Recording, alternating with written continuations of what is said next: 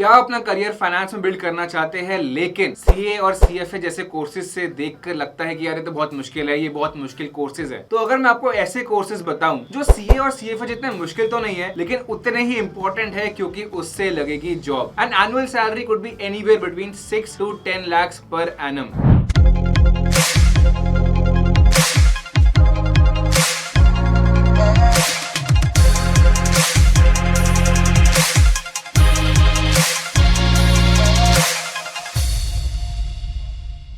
So without delaying, let's talk about the first course जो है financial risk management उर्फ FRM। यार FRM important क्यों है? क्योंकि जहां ना इन्वेस्टमेंट आती है वहां पे आते हैं रिस्क, तो उनको भी आइडेंटिफाई करना एंड उनको ही कम करना हमारा होता है मेन काम। जो फाइनेंशियल कंपनीज होती है वो अपने फाइनेंशियल रिस्क को कम करने के लिए हायर करती है फाइनेंशियल रिस्क मैनेजर्स को, जो आइडेंटिफाई करते हैं वेरियस रिस्क और ट्राई करते हैं कि कंपनी का जो कैश फ्लो है वो पॉजिटिव रहे and during a time of recession या फिर हाई इन्फ्लेशन कंपनीज उस रिसेशन के फेज के अंदर दब ना जाए। जैसे अभी हम एक रिसेशन के फेज में जा रहे हैं, तो जो भी फाइनेंशियल रिस्क मैनेजमेंट की जॉब्स है उनकी एक्सपेक्टेशंस और साथ ही साथ उनकी प्रोफाइल्स बढ़ रही हैं। सो इसी रीजन के हिसाब से दे नीड FRM। अब बात आती है यार कि FRM कौन करवाता है। FRM करवाती है एक बॉडी नेम्ड गार्प। गार्प क्या है? Global association of risk professionals. तो ये वो कोर्स कंडक्ट करवाते हैं। सबसे बड़ा क्वेश्चन मेरे दिमाग में क्या आ रहा है इस टाइम पे? मेरे दिमाग में आ रहा है यार कि इस कोर्स में मैं सीखूंगा क्या, क्योंकि मैंने कभी फाइनेंशियल रिस्क मैनेजमेंट के बारे में पढ़ाई करी ही नहीं है। तो फाइनेंशियल रिस्क मैनेजमेंट के अंदर आप बहुत सारी चीजें पढ़ते हो, जिसके अंदर various types of risk, government policies, how to identify them, how to control them, quantify them,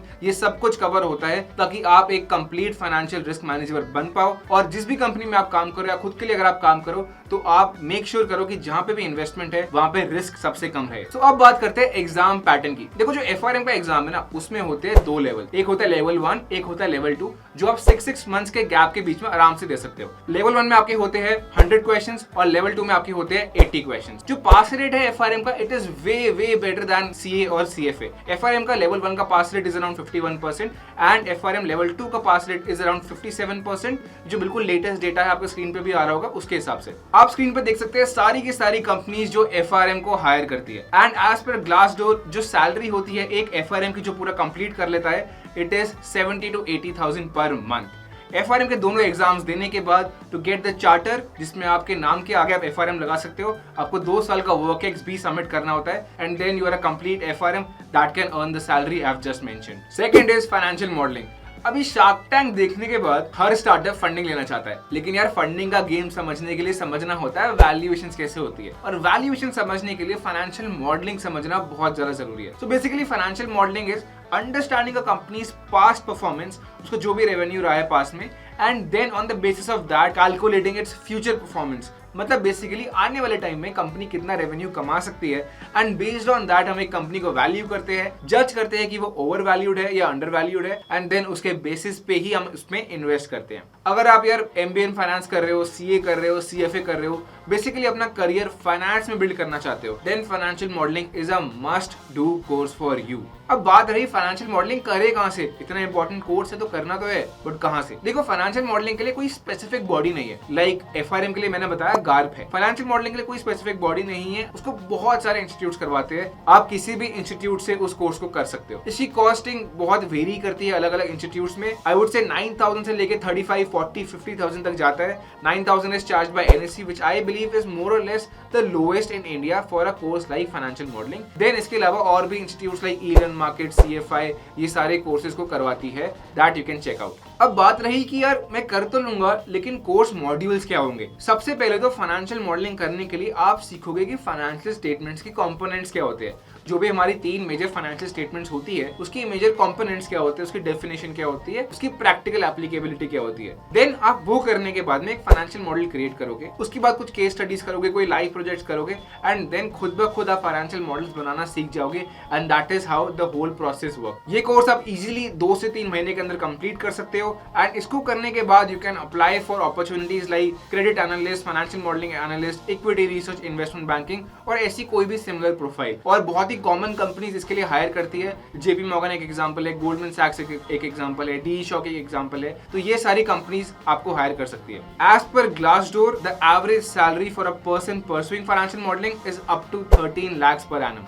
third is equity research analysis. अब देखो यार, स्टॉक मार्केट में इन्वेस्ट करना कोई हलवा तो है नहीं, उसके लिए बहुत सारे माइक्रो फैक्टर्स और मैक्रो फैक्टर्स को समझना पड़ता है। सो इसको कैसे समझते हैं? आपको करनी पड़ती है फंडामेंटल एनालिसिस और टेक्निकल एनालिसिस। तो ऑब्वियसली बात है, ये करने के लिए सीखना भी पड़ेगा। और इक्विटी रिसर्च एनालिसिस में होता ही ये है that you understand how do you do the analysis of the stock market. बात रही इस कोर्स को करवाता कौन है, बहुत सारे लोग इस कोर्स को करवाते हैं, लेकिन मेजरली इसको इंडिया के अंदर NIFM करवाता है। उसकी वेबसाइट आप चेकआउट कर सकते हो to find more about the course. I think the cost is around 30 to 35,000 और बहुत सारे अलग इंस्टीट्यूट्स भी इनको करवाते हैं, that you can check out. अब देखो, coming to its course modules, what will you learn? पहले मॉड्यूल के अंदर you will basically learn about how to read the financial statements, annual reports और भी जो चीजें बेसिकली फंडामेंटल एनालिसिस का पार्ट होती है। सेकंड के अंदर यू विल स्टार्ट अंडरस्टैंडिंग कि यार मैक्रो फैक्टर्स स्टॉक मार्केट को इंपैक्ट कैसे करते हैं। बहुत लोग रिसेशन की बातें करते हैं, बहुत लोग इन्फ्लेशन की बातें करते हैं, इंटरेस्ट रेट हाइक्स की बातें करते हैं, तो उसका इंपैक्ट स्टॉक मार्केट पे कैसे पड़ता है। थर्ड मॉड्यूल में आप पढ़ सकते हो थोड़ा बहुत अबाउट चार्ट्स, थोड़ा बहुत अबाउट वैल्यूएशंस एनालिसिस। फोर्थ वाला जो मॉड्यूल होता है उसके अंदर बेसिकली आप कवर करते हो योर रेशियोज। पी रेशियो बहुत इंपॉर्टेंट आपका एक रेशियो रहता है, पीबी रेशियो बहुत इंपॉर्टेंट रेशियोज रहते हैं। तो ये सारे कंबाइन करके आप पूरी की पूरी ऐसी चीज पढ़ते हो जहां पे आप इतने ज्यादा नॉलेजेबल हो जाते हो that you are able to do the analysis of stock market on your own. तो इस कोर्स को करने में अप्रोक्सीमेटली लगते हैं 2 महीने।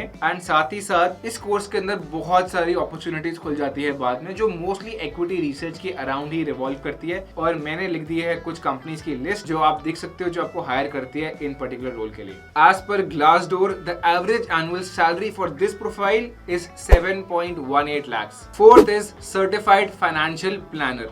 अब यार, जब कोविड आया ना, तो सबको एक बहुत ही बढ़िया चीज की बुद्धि आई और वो है पर्सनल फाइनेंस, कि हमको अपने पर्सनल फाइनेंस मैनेज करना सीखना है, आगे के लिए इन्वेस्ट करके अपना फ्यूचर सिक्योर करने के लिए सीखना है। जब ये सब बातें आई ना, तो एक इंडस्ट्री बहुत ज्यादा उभर के आई और वो इंडस्ट्री थी वेल्थ मैनेजमेंट की। अब एक एग्जांपल लेते हैं। सपोज करो कोई भी एक इंजीनियर है जिसकी एक वाइफ है और 2 बच्चे हैं। तो वो इंजीनियर को कमाने के लिए ये देखना है कि यार घर के एक्सपेंसेस कितने हैं, बच्चों की एजुकेशन में कितना जाएगा, रेंट में कितना जाएगा, और खास करके अपने खुद के रिटायरमेंट के लिए, अपनी वाइफ के रिटायरमेंट के लिए कितने पैसे सेव करने हैं। अब ये इतना सब कुछ आ गया है, तो इसके लिए कोई एक्सपर्ट तो चाहिए हमको, फाइनेंशियल मैनेजमेंट एक्सपर्ट। तो ये बनने के लिए, ये करने के लिए, ये समझने के लिए एक कोर्स होता है सर्टिफाइड फाइनेंशियल प्लानर, जिसकी हम यहाँ पे बात कर रहे हैं। जो सर्टिफाइड फाइनेंशियल प्लानर होता है ना, ये बहुत सारी चीजों में एक एक्सपर्ट होता है, personal finance, real estate, investment, stock market, इन सब चीजों के बारे में, ताकि ये दूसरों को गाइड कर पाए एंड उनको अपना पर्सनल फाइनेंस, अपनी जर्नी समझा पाए। एंड यार, इन सारे सब्जेक्ट्स को पढ़ के you will be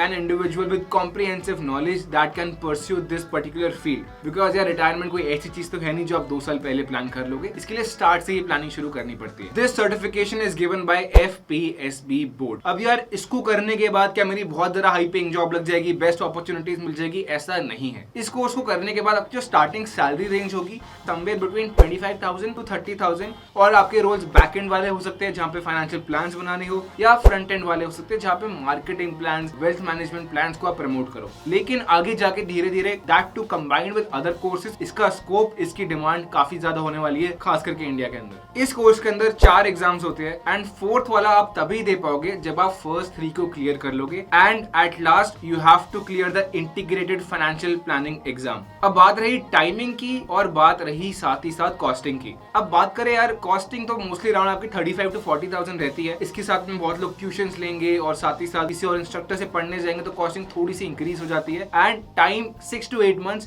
rest depends upon the individual. हर एक का अपना अपना कैपेसिटी होता है, उसके हिसाब से you can do it, but 1 साल के अंदर मोस्टली बहुत लोग इसको कंप्लीट कर लेते हैं। नंबर 5 है USCMA, certified management accounting. USCMA is one of the highest level of accounting courses in the world. इसका जो सर्टिफिकेट है, it is offered by institute of management US। It shows की जो एक USCMA है उसको स्ट्रैटेजिक प्लानिंग और accounting दोनों की ही नॉलेज है, एंड इसकी वैल्यू ऑफ कोर्स US में ज्यादा है एज कम्पेयर टू इंडिया। अब USCMA कंप्लीट करने के लिए टाइम कितना लगता है?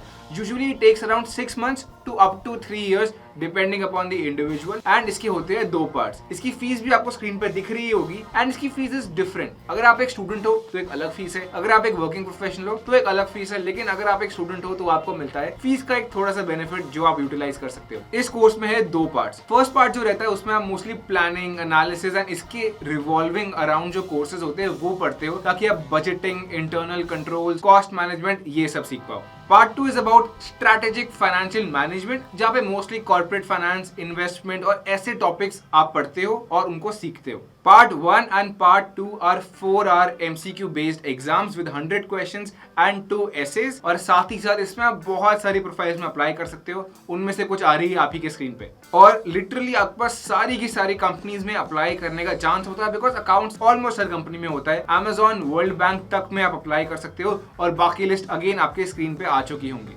एज पर एम्बिशन बॉक्स, एक जो सीए में होता है with less than 3 years of experience, उसकी annual salary is somewhere around 6 lakhs per annum। So ये थे कुछ ऐसे 5 कोर्सेज जो सीए और सीएफए जितने डिफिकल्ट नहीं है बट उतने ही पॉपुलर है, और you can use these two make your career into finance. अब एक बहुत ज्यादा इंपॉर्टेंट चीज before I and the video, देखो यार, कितने भी कोर्सेज कर लो, जो भी आपको इंटरव्यूअर होता है या कल को आपका एम्प्लॉयर होगा, वो आपको जज करता है on the work that you have done. तो साथ साथ कोर्सेज के make sure that you do the internships and you do the live projects, और अपना अभी से पूरा overall portfolio, overall resume build करना शुरू कर दो, ताकि आपको कल को मिल सके बेस्ट अपॉर्चुनिटीज। इसके अलावा अगर कोई भी क्वेश्चन है regarding the courses, regarding anything else, let us know in the comments.